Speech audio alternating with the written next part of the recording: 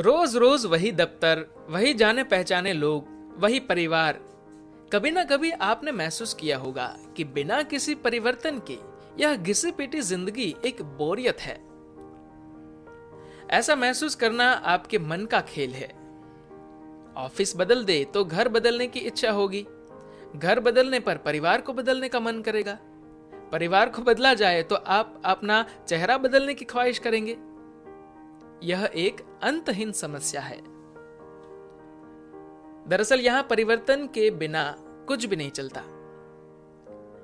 कल जिस सूरज को देखा था, आज का सूरज उससे अलग ही है। यह जो क्षण है बिल्कुल नया है।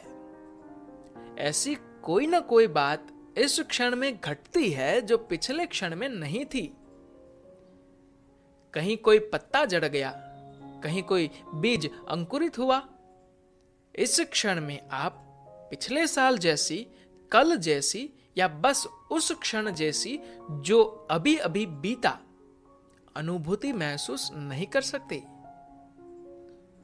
उत्साह हो या बोरियत, वह आपके मन की उपज है। जिन्हें लगता है कि पूरे परिवार को वे अपने ऊपर ढो रहे हैं, उन्हें इस विचार के साथ झुंझलाहट आए बिना कैसे रहेगी? क्योंकि आप मन के सहारे जी रहे हैं, इसीलिए आप पर ऐसी भावना हावी हो रही है कि आप कल के ही काम को आज भी दोहरा रहे हैं। बीता हुआ कल एक याद है। आसमान को यह याद नहीं रहा कि कल बादल कहां कहां थे। समुंदर ने इसका लेखा जोखा नहीं रखा है कि कल कितनी लहरों को लेकर तट से खेला था। प्रकृति में कोई भी चीज पुरानी नहीं है, हर एक चीज नई नवेली है। विज्ञान भी यही कहता है। एक चट्टान तक हर पल खुद को नया बनाती रहती है। गर्मी का मौसम था। शंकरन पिल्ले गली गली में घूमकर टोपियां बेच रहा था। दोपहर को थकान के मारे किसी वृक्ष के साये में लेटते ही उनकी आंख लग गई। गाढ़ी नींद से जगने पर पाया कि बिक्री के लिए रखी सारी टोपियों को बंदरों ने अपने सिर पर पहन रखा था। इसी तरह की परिस्थिति में उनके दादा ने क्या चाल चली थी, वह किस्सा उन्होंने अपने दादी से सुन रखा था। क्योंकि बंदर नकचली होते हैं, उनके दादा ने अपनी टोपी उतारकर जमीन पर फेंकी थी और उसे देखकर सभी बंदरों ने ऐसे ही नीचे फेंक दी थी। यह बात शंकरन पिल्ले जानते थे। उन्होंने उसी तरकीब का इस्तेमाल किया। बंदरों को देखकर हाथ हिलाया, बंदरों ने भी अपने हाथ हिलाए। पिल्ले ने गाल पर थपकी दी तो बंदरों ने भी ऐसा ही किया। अपनी टोपी को एक बार उतार कर पहन लिया, बंदरों ने भी हूबहू नकल की। थोड़ी देर तक यो खेल दिखाने के बाद उन्होंने अपनी टोपी उतार कर जमीन पर फेंक दी। पेड़ से एक बंदर उतर कर आया। उसने लपक कर शंकरन पिल्ले की टोपी को भी उठा लिया और भौंचक के खड़े पिल्ले के पास आकर उनके गाल पर जोर का तमाचा मारा। बेवकूफ कहीं का, क्या तुम्हारे ही दादा होते हैं? उसने पूछा। बंदरों के नजरिए में भी तो नयापन आ गया है। जिंदगी कभी भी उकताने वाली नहीं है। आप जिस पृथ्वी पर खड़े हैं, वह भी एक जगह स्थिर न रहकर लगातार घूमती रहती है। जिस किसी भी क्षण आप मुंह उठाकर देखते हैं, तब आसमान के एक नए नजारे को ही देखते हैं। लेकिन आपका मन ही है जो उस पर ध्यान देने में असमर्थ होकर परेशान रहता है। उकताहट का कारण आपका ऑफिस नहीं है, आप अपने मन के गुलाम हो गए हैं और यही इसका कारण है। मन का इस्तेमाल कैसे करना चाहिए, यह कला यूं आपको नहीं आती, इसीलिए वह आपका इस्तेमाल कर रहा है।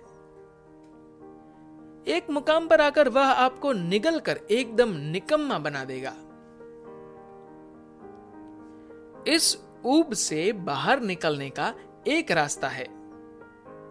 जो भी काम करे उसमें खुद को पूरी तरह से डुबो दे। जो काम आप कर रहे हैं, जब आप महसूस करेंगे कि उसे खुशी से कर रहे हैं, तभी आप उसमें पूरी तरह से डूब सकेंगे।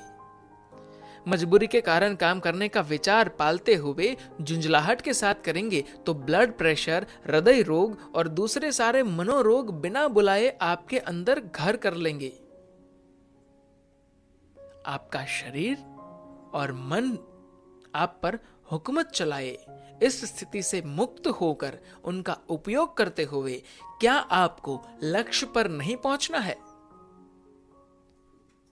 इस तरह से भंवर में फंसकर एक ही जगह घूमते रहने से निकालकर आपको एक तीर की तरह सीधी रेखा में यात्रा करने का मार्ग दिखाना ही अध्यात्म का लक्ष्य है। ईशा योग की कक्षाओं में आने वाले लोग कुछ ही दिनों में दुनिया को दूसरी तरह से देखने लग जाते हैं। उनकी आंखों पर से पर्दा हट जाता है। इतने वर्षों से जिन चीजों को देखते आ रहे थे, वही चीज अब उन्हें नई दिखाई देने लगती है। बाहर से आप जिसे भी बदले, जितना भी बदले, वह असली परिवर्तन नहीं होगा। जिंदगी को जागरूकता के साथ जीकर देखें तो हर पल आप जोश के साथ रहेंगे।